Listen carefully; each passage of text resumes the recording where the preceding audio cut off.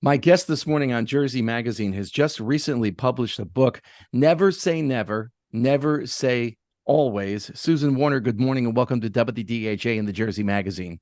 Good morning. Thank you for having me. You talk in this book about making right turns after certain events, and you had two very tragic and very sudden events I did. happen. And, as I was going through this, I'm thinking, well, how do you know which right turn to make? Because there are a lot of right turns that we have in front of us. Well, I'm hoping that that word right is a double meaning, that it's right, correct, and right to the right. I guess I'm differentiating it from a left turn, which is usually, denoted as not the right way to go. I believe that when you have profound loss or loss at all, because I don't corner the market on loss, and that loss can be a child, a parent, a friend, an animal that you love dearly, that you suffer. And I think that what we need to learn to do is realize that you want to live, you want to live the best life you can, and you want to make those right choices.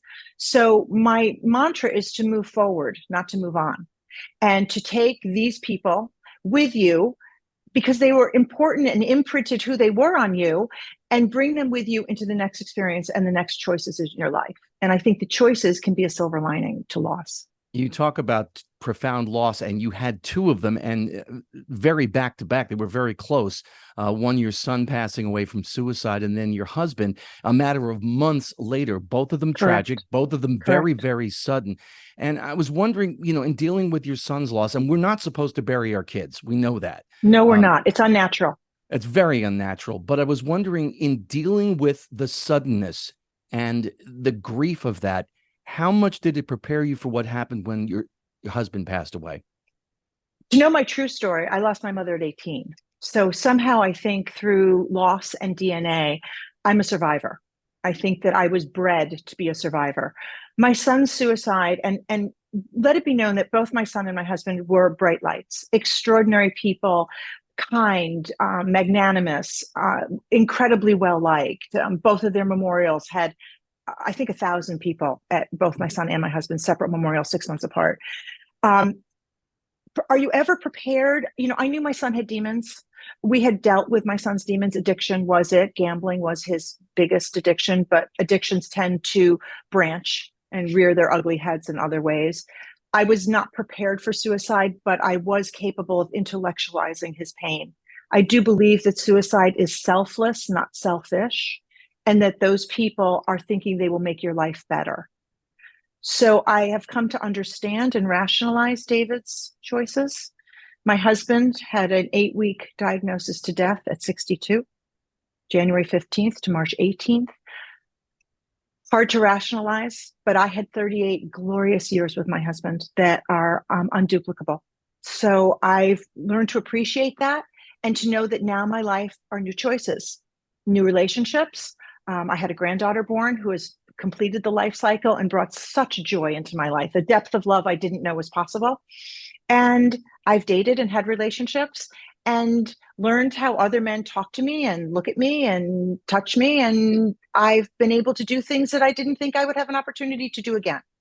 So I believe that right choices, that word right again, is imperative, and that you sit there and think it through and understand that there is a whole life out there for you.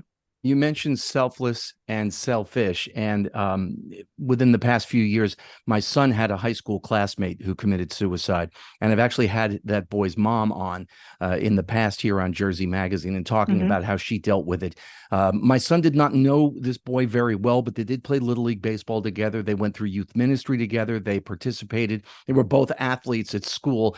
So Mm-hmm. it hit hard. This is a small town we live in. So it Yes. reverberated, as you can imagine, Uh-huh. through the entire town. But he said that word to me. He said, Dad, it's like it's so selfish. And I said, well, when you're in that moment, and you just alluded to this, you think they're going to be better off without me. I can end their pain, not realizing Exactly. what's going on a bigger picture.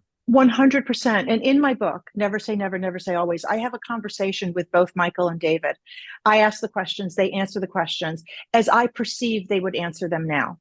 And it's not sugar-coated unicorns and candy canes. It's very real about how do you feel about what you did and what's your perception of how the world carried on. And I think for readers, they will get huge insight into that.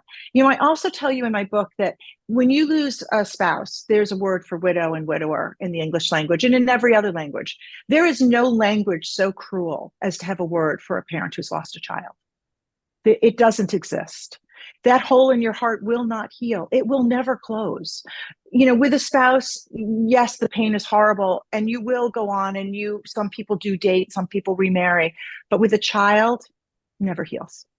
It never heals. One of the reasons why I wanted to have you on at this time of year, it's very festive. We just had Thanksgiving, we have Hanukkah, we have Christmas, New Year's, a myriad of holidays.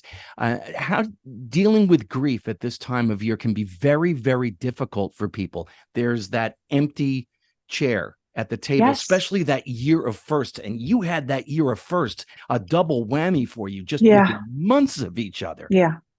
So how do people go about dealing with grief in that situation? And I will tell you that grief isn't linear. So it's not like first year it's horrible and then the second year gets better. It sneaks up on you like that dream before you wake in the morning. You never really know when you're going to get hit. I claim that I'm great 360 days a year, but watch out for those other 5 days. I'm like the coyote chewing off their paw, only my paw is grief. So sometimes I'll tell you, lean into it. That you need to feel we're all busy as a society repressing grief. Don't talk about it. Don't act about it. Anderson Cooper tells you he's just discovering his grief from his brother and his father 30, 40 years later. That's not healthy. We as a society don't really embrace grief. So if leaning into it is what you need to do, then do it. But if you want a happier holiday, I think new traditions are wonderful. Do things that were on your bucket list that you never did before. Try to take your traditions that were and morph them into something new. It makes for a happier time when you're not forever looking in the corner and seeing a ghost or a shadow. I think that you can lean into the holiday and find joy. Go see the tree, go into the stores and see the beautiful displays. Appreciate the holiday for the holiday, not in your inner core of what you're missing, but what you're gaining. I was in the stores. I was on Fifth Avenue the other day. I couldn't believe how pleasant everybody was. It's there. What you give is what you get back. So if you enter that store or go down that street and smile, chances are you're going to get one back. You give what you get.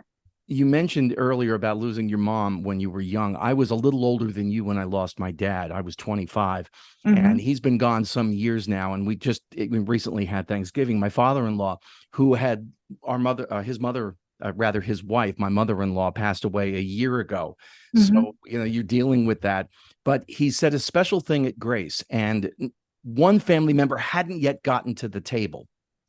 And I'm sitting there listening to him, and I'm looking at this empty chair. And it's my dad all these years later. It's my mom a handful of years later. And talk about leaning into that grief. I'm like, oh my gosh. Did it feel good? It did. It did to an extent. Yes, it does. It does. It does. I claim that sometimes it hurts so good that it does, though, that to feel the feelings, to see them. And I'm not asking anybody's relationship with God, but spirituality, to know that they're there with you. And that's why I say move forward with them. Don't move on. Keep your mom or your dad on that shoulder. They imprinted you. You are who you are because of them. You can still have those feelings, still laugh. The president said that the day that you smile and laugh when you tell a story about someone who's passed away is transformative when you're not crying. And I think that that's a real truism. I mean, if you need to cry, that's fine. But there are the stories that make you smile.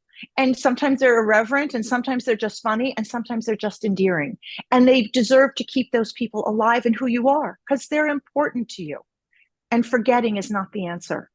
You mentioned that your book is not religious in nature, but how much did your faith help you through these two losses of your son and your husband? It's a very good question. One of the testimonials in my book is by the rabbi from Central Synagogue, Rabbi Salf, who visited us almost every other day. And my husband would ask questions that he wanted me to answer. Rabbi Salf would advise me. I would tell my husband he trusted me. It's a spirituality.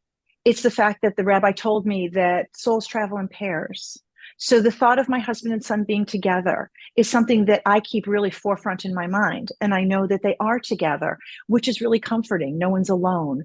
The idea that they have imprinted on me, that their memory will live. My son's friends constantly text me on a week-to-week basis. Thought of the story of David, saw this picture of David, look at his smile, thought you'd want to see it. That's spirituality.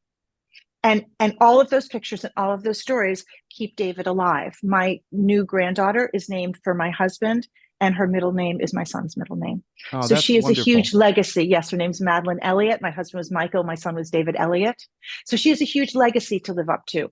And at her naming, the rabbi said, tell her the stories of her grandfather Michael and her uncle David. Let her grow up thinking that they're present with her, because they are. I And came that has across been a real comfort. I came across this motivational quote the other day. Life isn't about waiting for the storm to pass. It's about learning to dance in the rain, which sounds Beautiful. wonderful until you're in the rain and you realize that it's getting harder to dance because you're carrying the weight of those soggy clothes It with is. And you. you know what? The rain stops and the sun comes out, and it's tomorrow. And that's those dark days. You will wake up and it will be tomorrow. So that anniversary is past. Christmas Day is over. Thanksgiving dinner ended. And then it's tomorrow. And life resumes its normalcy. And you can put everybody back in their place where they belong and step forward and make choices. Yeah, we come into a new normal after a certain period of time. You still miss that person. You can still grieve, but Mhm. it's a new normal. You learn how to deal with it, I But your guess. new normal becomes your normal. Hmm. And that's the beauty of it. And that's why we're resilient. And that's why the highest on the food chain, because we can do that. You kind of referenced this a few moments ago, but as you move forward, you move on with your life, you get into new relationships. How do you go about bringing your spouse and those memories with you into another relationship? It's a good question. And it's often asked by sex therapists and therapists that I've done interviews with. And a lot of it is about whether you're wrapped up in grief and guilt. I am not a guilty person. I don't feel guilt. I do think that men are a little bit more wrapped in grief than women from my observation, and a little bit more wrapped in guilt. But you need to put these people in a healthy place. As a widow, I have had more success dating widowers who have the respect and understanding of what we've both been through. And there are places for people that have passed. So if you were to meet someone new tomorrow, a friend, your parents have a place in your new friendship, because you might describe them, you might refer to something funny your mom said. So why doesn't a spouse? As long as there aren't three of you in places that there shouldn't be three of you, it's all okay. They're just another person that's imprinted on you, just like a mentor in your job. It's okay. It's who you are.